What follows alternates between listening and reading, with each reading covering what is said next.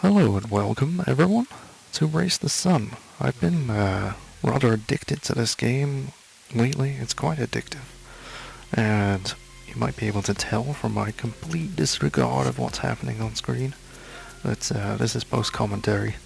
I thought about recording live commentary for this, but I just figured it's so fast-paced that all you would hear me say is, there's a thing, and now I'm dodging, and So, yeah, I think I will be a little bit more cognizant if I just watch it back. And I decided to hit record today. And apologies for the lackluster video quality. Normally I would ditch the footage and try again. But I actually had like two of my best runs ever. I can't remember if this is one of them, or whether I die. But yeah, as you can see, this is a speed-running survival game, I guess, survival racer. You're racing against the clock. The clock is the sun. If the sun sets and the light runs out, then you explode. You are a solar-powered vehicle. That portal you saw me go through there actually leads to random user-generated levels from the Steam Workshop. So that's pretty great. That one was called Mayan Prophecy. I completely fucked it up. But yeah, those little portals take you to the end of the region. There's no reason to go through them on the first region. First region is easy peasy, but it's a nice shortcut. You don't really lose much score that early on, so why not? Yeah, so you're this solar-powered plane glider, I guess. You've got to just keep going, basically. And, you know, somebody's put all of these geological features in your way. A bunch of polygons. I don't know who did that. Presumably the people who created the plane. I don't know. It's a bit cruel when you think about it, but perhaps it is spurring it on to be the best little solar plane it can be. And yeah, this is when things get a little bit silly, when stuff starts falling over or rolling around. But yeah, when you think about it, you just, you know, why make something that has to survive as its primary goal? You know, they would have programmed its AI. It's not a biological creature. It's a little machine. And then just put a bunch of stuff in the world to kill it. And, you know, is the world round? Is this a flat world? Will it keep going round forever? Only respite being the slightly easier obstacles on one side of the planet. Who knows? It's a mystery. Yeah, so these pyramid things, the blue things that they drop, are for a score multiplier that you can see in the top left. Those green things, they let you jump and glide a little bit higher. Those are good for those oh shit moments. Like that. Yeah, those balls that roll towards each other, they just mess me up every time. You see there, I hit one of them just glancingly, and it sent me flying, and sometimes that can be beneficial. It really damages your score multiplier, but sometimes it just sends you flying way over all the obstacles, and you're actually pretty glad for it. It was nearly lights out there. Now this is, I don't think it's my best run, actually, but I got the furthest, I think, because I hit that thing. I think I hit something else later on as well. So my score multiplier took a big hit. So in terms of the leaderboard, it's, you know, it's not my highest score on this run, but I get through the most regions and see some pretty goddamn ridiculous obstacle courses. I mean, look at this crap. Yeah, hope you weren't planning to go through those gaps. Yeah, so it's pretty awesome. I managed to get it in 60 FPS as well, so hopefully that comes out alright on YouTube. But yeah, it's a bit blurry. The game is a little bit more vibrant than that, and yeah, that's where that run ends. What was that red flashing thing I saw in the background? I don't know. But yeah, daily rank 47. I got in the top 50. That's pretty good. Until you look at the leaderboard and you see that like the top 10 all get like 1,000,000 points, and then number 1, I'm never gonna get to number 1. Because they always get like 20 to 30 million score. It's just like, what? But yeah, this is another game mode called Apocalypse. As you can see, it's a little bit tougher. Whoa, I just clipped my microphone. I hope that doesn't sound horrible. Yeah, there's just meteors crashing into the planet and more obstacles. But again, I managed to get one of my best runs in, after a few attempts on this game mode.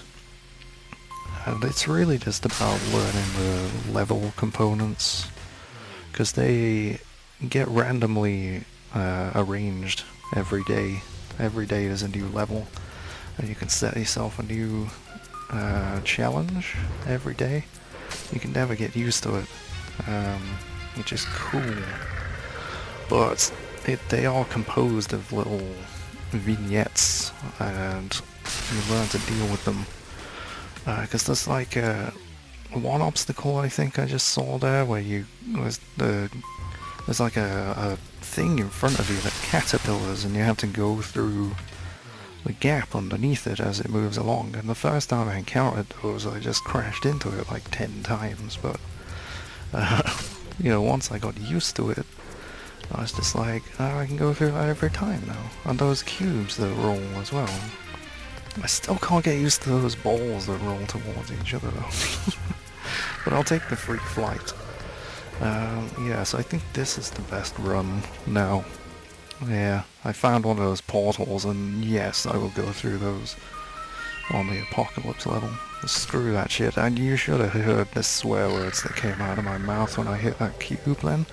These inter-region areas are usually completely empty. Like, there's never anything in them. And that one just randomly had a cube in the fucking middle of it. I smacked into it while I was getting my free pickups. So yeah, I'm a little bit miffed about that, thank you very much. Yeah, I'm smacking into everything here, but I haven't exploded yet, so, you know, that's all what matters really. There are these pink pickups. I can't remember if I picked one up on any of these runs. I know I narrowly missed picking one up, but yeah, they give you an extra life, so you can basically crash and then come back and do some more stuff. And there's still some stuff I've got to unlock here as well. But yeah, getting past Region 2 on the Apocalypse game mode. Never done that before. Oh, I managed it today though. And yep, here's Region 3, lots of rolling balls. Managed to hit one. Ah, there it is. It's a little pink shield on the left there. So now I've got an extra life, and I'm gonna need it, I think. There you go. But yeah, I was so flustered by that point that I just crashed into a thing that I normally get past with ease. And yeah, it's a little bit embarrassing, but it's tough, man. It's a really stressful game. And I think, yeah, I end this run by, I don't know why I didn't die right there. I just smacked into that thing. But it actually just put me into fucking orbit instead. I'm like, am I coming down now? Anytime soon? And yeah, I come down eventually, and so does the sun. So, that was my daily rank 9. I got into the top 10. You'll notice that the world set says 19 hours though. That means that this current world has only been active for like 5 hours. So I'm not going to be daily rank number 9 by the end of the day, that's for sure. Yeah, so I decided to check out some Steam Workshop things. Like I said, you occasionally randomly get teleported to these with the portal things. I didn't catch the name of this one, but yeah, it's quite cool. Lots of moving obstacles. I like that. It didn't seem too difficult to start with, but I'm sure I managed to mess it up somehow. But yeah, it's quite easy to add the workshop levels. Well, I mean, you probably know how the Steam Workshop works, but you open it, you click subscribe, and then you go back to the game, and it's just there. It's ready to go. Like, the download times seem to be nothing. I think it's because it has really basic textures. It seems to be just cel-shaded, mostly. Which is one of the reasons why it actually runs on my computer. Yeah, my computer normally isn't good enough to run 3D games. I don't know. Yeah, I'm surprised I managed to get 60 FPS out of it. But then again, recording it at this quality, it's not that surprising. So the next Steam Workshop thing I decided to check out was one called Galactic Space Battle. It looked really awesome, like a really old DOS game or something. But it's actually really, I mean, it looks amazing, but it's super easy. You know, I still managed to crash, I think, in about a second. Yeah, there you go. But it kind of fudges a first-person perspective, which looks pretty cool. But I was disappointed that you can't fire lasers. Pew pew pew pew. Which is a bit sad. But yeah, it's the obstacles are a little bit far apart. It's a bit slow. There doesn't seem to be any speed boosters on there, or a sun to race. So you just kind of plod forward, and yeah, it's not a thrill a minute kind of thing, but it still looks pretty cool. I'll give them that. One more Steam Workshop thing to check out. Mario World, because somebody, of course, was going to make a Mario-themed level, as they always do. I mean, there's a Mario-themed mod for Skyrim, for Christ's sake. Seriously, just go wander around a world that looks like Mario in Skyrim. But yeah, this one is really cool. Lots of obstacles, tight turns. According to the mod creator, it's not finished, but still very playable. Yeah, I really enjoyed this one. It's a shame also that it didn't play like the Super Mario Brothers music in the background or something. But they probably run into copyright issues. I'm not sure if you can mod the music actually. I don't know how easy it is to mod in general. There's lots of custom levels for it.